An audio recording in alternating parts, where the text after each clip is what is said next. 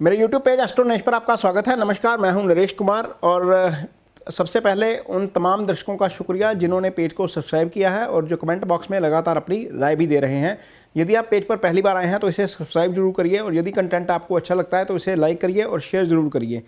आज बात करेंगे गुरु के गोचर की। 2023 में गुरु का गोचर जो है वो मेष राशि में होगा। फिलहाल गुरु जो है वो मीन राशि में गोचर कर रहे हैं, लेकिन 22 अप्रैल को गुरु जो है वो राशि परिवर्तन कर जाएंगे और मेष राशि से गोचर करना शुरू करेंगे। लेकिन ये जो गोचर होगा वो अस्त में होगा, क्योंकि गुरु जो है वो अस्त हो जाएंगे 30 मार्च के आसपास और 30 अप्रैल को दोबारा उदय होंगे। 30 अप्रैल को उदय होने के बाद गुरु जो है वो 4 सितंबर को वक्री हो जाएंगे और 31 दिसंबर को पुनः मार्गी होंगे। अब गुरु जो है वो कुंडली में जो है वो 12 में से 9 घरों को डोमिनेट करते हैं, यानी कि 9 घरों के ऊपर गुरु का प्रभाव पड़ता है। सबसे पहले गुरु दूसरे, 5वें, 9वें और 11वें घर जो हैं कुंडली के, उसके कारक ग्रह हैं।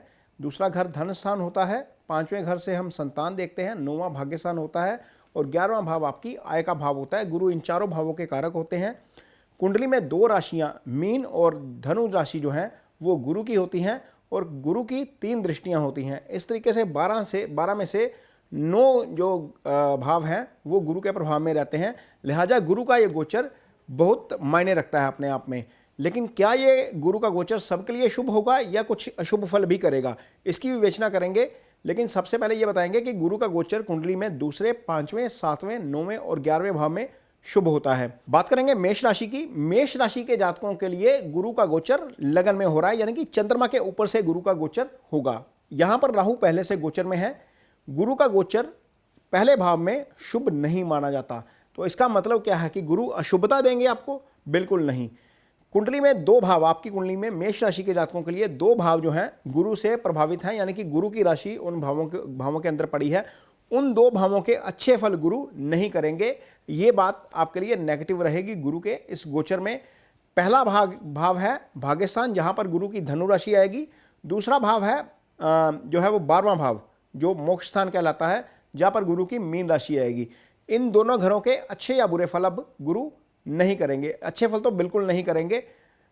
यदि आपकी कुंडली में दशा भाग्यस्थान की चल रही है, यानी कि दशा ही गुरु की चल रही है, क्योंकि गुरु बहुत सारी चीज़ों के कारक हैं, संतान के कारक हैं, ज्ञान के कारक हैं, समृद्धि के कारक हैं, फाइनेंस के कारक हैं।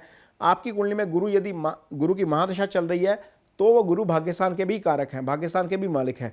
तो हो सकता है कि यदि दशा अच्छी चल रही है तो उसमें 1 साल के लिए थोड़ा सा विघ्न पड़ जाए, थोड़ी सी रुकावट आ जाए, ये स्थिति हो सकती है। उस तरीके से एफर्ट के मुताबिक आपको फल ना मिले, ऐसी स्थिति भी हो सकती है। लेकिन इसकी शुभता भी है, यानी जब लगन में गुरु गोचर करते हैं या चंद्रमा के ऊपर से गुरु गोचर करते हैं, गुरु का जो है वो गोचर पहले भाव में भले ही थोड़ा सा अच्छे फल देने वाला ना हो, लेकिन गुरु की दृष्टि हमेशा पॉजिटिव होती है। तो गुरु की पहली दृष्टि कहाँ पर जाएगी? पंचम भाव में। अब पंचम भाव में जब गुरु की दृष्टि जाती है तो पंचम भाव जो है वो रिश्ते का भाव है, निश्चल प्रेम का भाव है।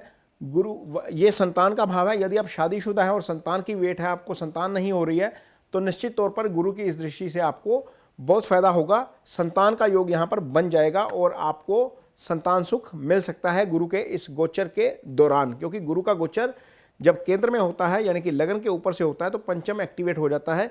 तो पंचम एक्टिवेट होने से गुरु की दृष्टि आपको ये फल दे सकती है। यदि आप हायर एजुकेशन में हैं, 5वें भाव से हम हायर एजुकेशन भी देखते हैं, वहाँ पर आपको अच्छे फल मिल सकते हैं।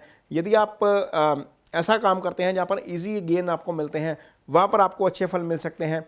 ये चीज़ें पंचम भाव से संबंधित हैं, जिसका आपको फल गुरु का ये गोचर देगा मेष राशि के जातकों के लिए।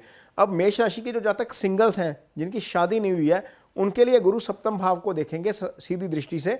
तो सप्तम भाव जब एक्टिवेट होता है तो सप्तम भाव आपकी कुंडली में वाइफ का भी भाव है या हस्बैंड का भाव है, पार्टनर का भाव है, बिजनेस पार्टनर का भाव है। तो यदि आप सिंगल हैं मेष राशि के जातक और उम्मीद कर रहे हैं कि इस साल शादी हो जाएगी, तो निश्चित तौर पर ये एक मौका आ जाएगा जब गुरु का गोचर आपकी कुंडली में आपके पार्टनर का सुख लेकर आएगा, यानी कि आपको आपकी शादी हो सकती है।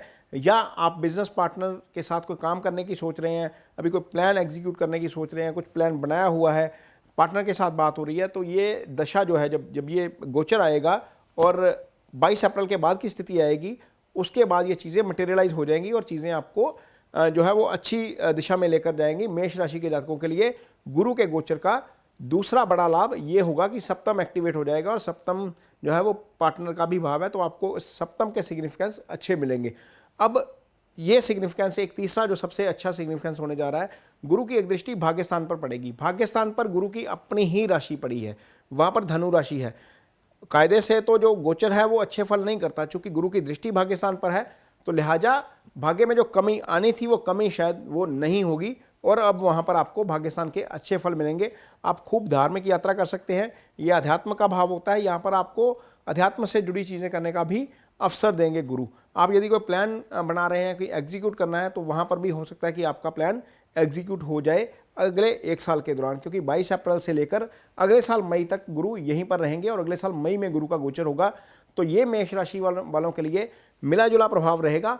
एक नेगेटिव असर जो आपकी कुंडली में आ सकता है वो ये है कि 12वें भाव का सिग्निफिकेंस जो है वो डिस्टर्ब होगा। 12वां भाव हॉस्पिटलाइजेशन का भी भाव है, लिहाजा आपको अपने खान पान और अपनी सेहत को लेकर थोड़ा सा अलर्ट रहना पड़ेगा।